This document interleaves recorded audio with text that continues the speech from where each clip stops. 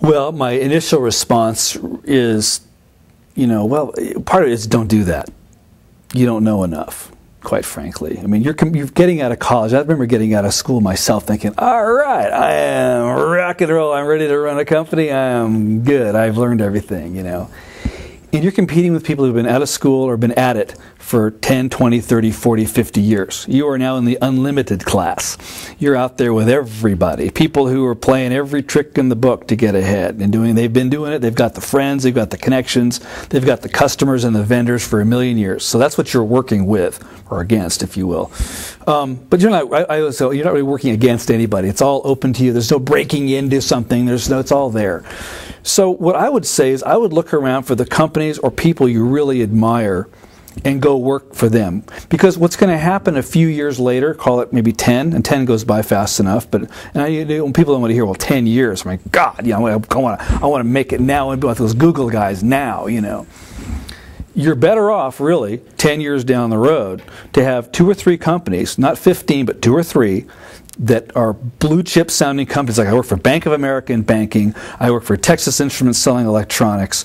I work for the Sharper Image catalog doing this or that. And there's people you meet there. There's things about those businesses that are in operation that are working a certain way because they work.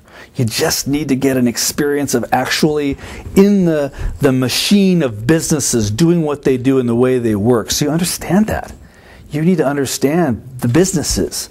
And I've worked for a number of small companies and big companies, and to see this stuff. So when I started my own company, and I was 30, thinking, okay, I've learned a whole bunch of stuff, because all the time I'm thinking, when I start my own company, I'm going to do this, this, this, this, and that. And I did those things, and I put it all together, and that's when it took off.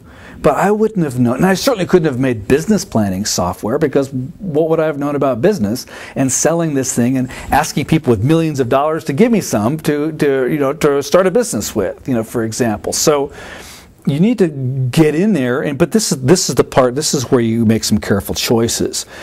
Where do you want to say you were from? 10 years from now, and it all counts. So.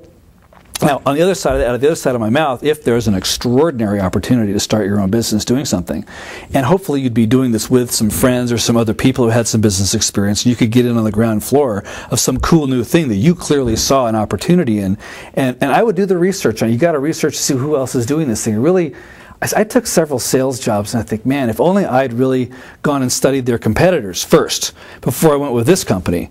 It would have been a heck of a lot easier for me to sit in front of a customer and say, here's the reason why you want our product. Because when I was looking at this job, I went and looked at those guys and those guys and those guys, and here's the difference. But I hadn't done my homework like that. It was too late.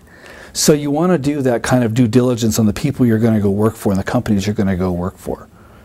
Because 10 years, 20 years down the road, it's going to be impressive to other people. Like, oh, wow, you worked here and here and here. Cool. Come on over,